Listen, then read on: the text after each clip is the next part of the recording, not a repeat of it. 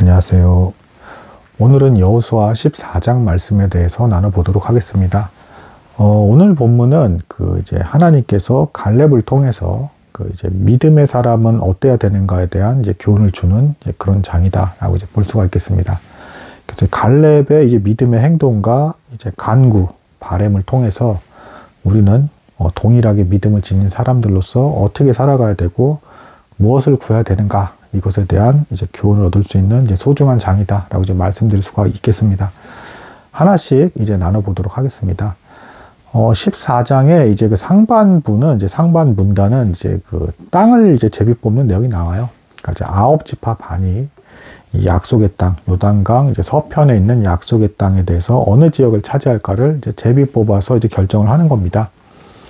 자, 그런데 이제 여기서 이 제비를 뽑다라는 이 단어가 사실은 에베소 1장 11절에 우리가 예수 그리스도 안에서 기업을 얻었다라고 할 때 나오는 그 원어, 이제 에클레르테몬이라는 단어가 있는데, 그 원어, 그 신약에서도 그 기업을 얻다라고 표현을 할 때 제비를 뽑다라는 이제 단어를 써요. 그래서 이 구약에서 이 지파들이 약속의 땅을 나누어 가질 때 제비를 뽑는 것과 우리가 예수 그리스도 안에서 축복을 받고 마침내 또 이제 천국에서도 얻을 모든 기업까지 포함해서 받을 모든 것에 있어서도 동일한 표현으로 이제 제비를 뽑다라는 표현으로 기업을 얻는다라는 이제 표현을 씁니다.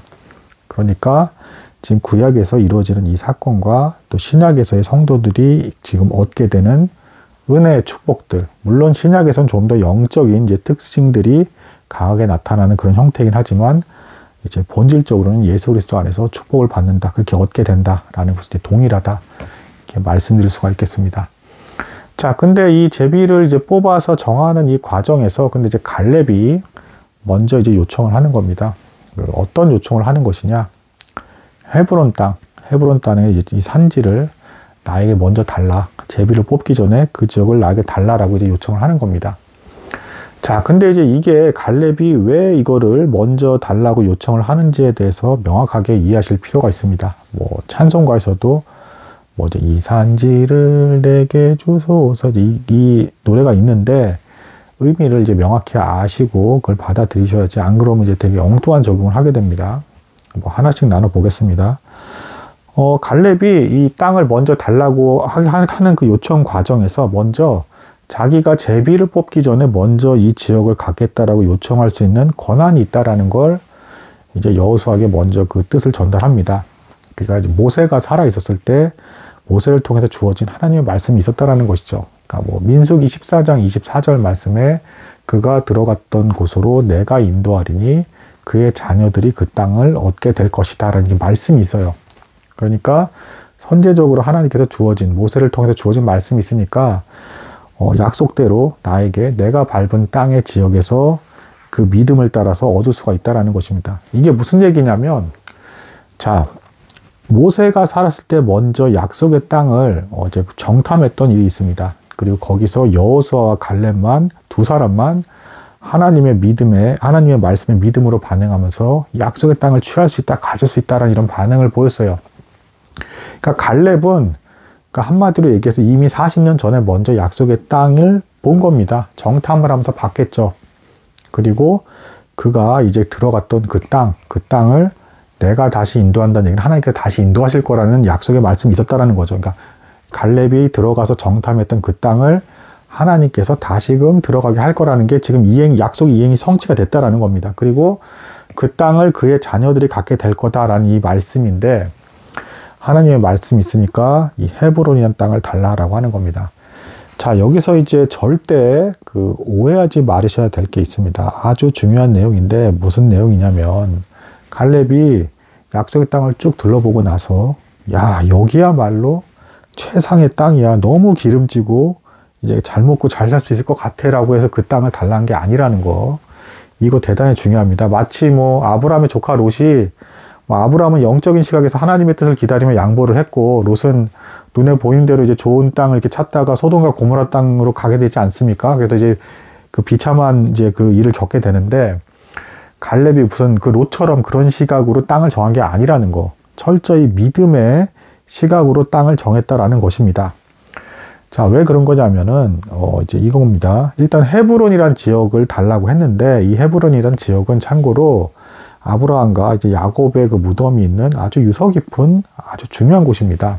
그리고 참고로 갈렙이 달라고 했던 그 땅은 물론 그 여호수아 10장과 11장에서 여호수아가 헤브론을 정복했다라고는 하는데, 나중에 이제 뒤에 본문들을 보면 어떤 지역들이 있냐면, 뭐 대다수의 지역을 점령하긴 했지만 산지나 산성 같은 몇몇 곳에 아직 함락되지 않은 이제 좁고 협소한 지역이긴 하지만 이방 족속들이 여전히 존재하는 그런 지역들이 남아 있었습니다. 사이사이에. 그래서 지금 갈렙이 달라고 했던 이 땅에는 그 산지는 산성이 존재했고, 거기에 아르바라는 가장 강력한 거인족이 살고 있는, 점령하기 너무 어려운 그런 산성이 있었던 그 지역입니다. 그러니까 갈렙은 수고스럽게도 아주 불편한 땅을 자기가 알아서 선택을 하면서, 그럼에도 불구하고 하나님께서 약속하신 게 있기 때문에 나한테 그 땅을 주실 게 확실하니까 나한테 헤브론을 달라, 이런 겁니다. 그러니까 사적인 유익을 얻으려고 제비 뽑기 전에 내가 제일 좋은 땅을 차지할 거라고 해서 먼저 이걸 줘라고 하는 게 아니라, 상당히 불편하고 차지하기 힘든 땅, 아직도 점령해야 될 산성이 남아있는 그 지역에 있는 땅을 자신한테 달라고 한 겁니다. 그러니까 이게 뭐가 되겠습니까? 자, 하나님께서 이제 여호수아를 중심으로 하는 이제 정복 전쟁은 일단 마치셨습니다. 여호수아가 나이가 많아졌기 때문에. 그런데 각 지파별로 제비 뽑은 그 지역의 땅들, 그리고 그 외에 나머지 더 확장하려고 하는 그 땅들에 대해서 지파별로 이제 전쟁을 벌여야 되는데, 알아서 더 확장해서 싸움을 해야 되는데, 갈렙이 나이가 많고 수고스러운 중에도 믿음의 본으로 남은 이방 족속이 있는 그 숨겨진 지역이라든가 더 확장해야 될 땅에 있어서도 얼마든지 너희가 믿음으로 나아가면 승리할 수 있다라는 걸 자신이 수고스러움을 감당하면서까지 믿음의 본을 보여주는 겁니다. 대단한 사람이죠. 자, 이미 여호수아, 갈렙, 참고로 뭐 이 점도 이제 생각해 보실 필요가 있습니다. 처음에 모세가 살아있을 때 첫 정탐 그 일을 했을 때 여호수아, 갈렙은 사실 믿음의 반응을 했잖아요. 그럼 이 사람들은 벌을 받을 필요가 없잖아요. 근데 이 사람들도 함께 어쨌든 40년간 광야 생활을 하면서 늙는 과정을 겪었죠. 물론 하나님께서 이들을 특별히 건강을 지켜주시긴 했습니다. 약속이 이행돼서 이 두 사람은 약속의 땅에 들어가게끔 하시기로 약속하셨기 때문에 그렇게 하긴 했지만, 그 불순종하고 믿음으로 반응하지 않는 이 사람들과 함께 40년간 광야 생활을 하는 이 과정이 얼마나 괴롭겠습니까? 근데 거기에 대한 불평, 불만이 하나도 없었다는 거. 오히려 그 40년 동안에 그래도 약속대로 하나님께서 여호수아와 갈렙에 대해서 건강을 지켜주시고 이 땅을 차지할 수 있게 하셨다라는 은혜적인 측면에서만 강조하면서 믿음으로 반응하고 있다는 거.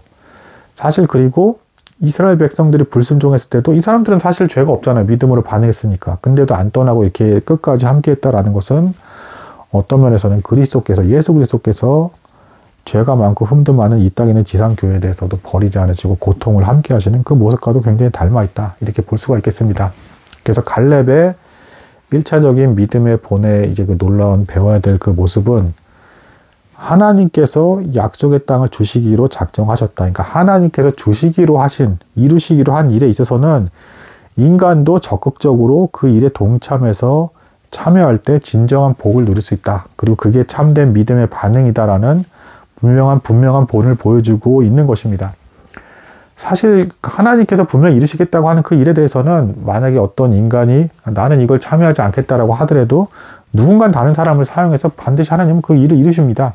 그러니까 이것에 대한 깨달음이 있는 사람들은 믿음으로 반드시 반응을 해서 적극적으로 하나님께서 이루실 일에 대해서 동참해서 그 일에 이제 함께해야 되고 마침내는 상급을 얻어야 된다. 갈렙이 이 땅을 얻게 되는 것처럼 우리 역시도 그렇게 하나님께서 기뻐하시는 일들, 뭐 세계의 복음이 뻗어나가게 되는 일이라든가 여러 가지 반드시 이루실 일에 대해서 우리가 할 수 있는 범위 내에서 믿음으로 반응하며 동참해야 된다. 뭐 이제 이런 교훈을 준다라고 이제 볼 수가 있겠습니다.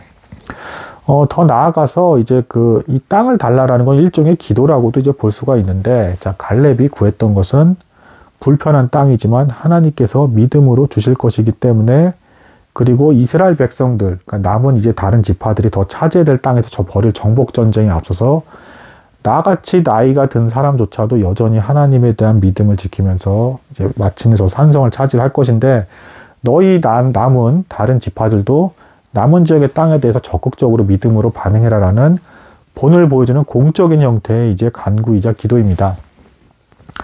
자, 그러니까 우리도 기도를 할 때, 나만 잘 먹고 잘 살기 위해서 이렇게 그런 기도를 한다라든가, 혹은 지금 제가 말씀드린 이런 배경들도 잘 이해를 안 하신 상태에서 마냥 막연하게 이 산지를 내게 주소서, 그죠?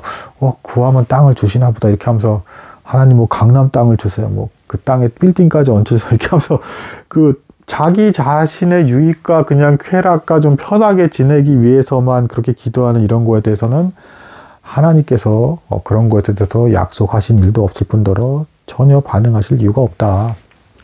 그러니까 말씀을 잘 파악하고 이 말씀이 주어진 이유 그리고 동기까지 명확히 파악하고 그 하나님의 그 심정과 마음에 합한 그런 이유에서의 기도를 드려야지, 나만 잘 먹고 잘 살고 편해지고 막 유익을 누리기 위한, 그래서 그냥 아주 피상적으로 성경을 보면서 누가 이렇게 간구하고 나갔더니 이걸 얻었네 하더니 나도 그럼 이렇게 기도하면 땅이 주어지는 거야? 이런 물건이 생기는 거라고 하면서 그렇게 10년이고 20년이고 엉뚱한 기도를 하시게 되면 아무 유익이 없다라는 거.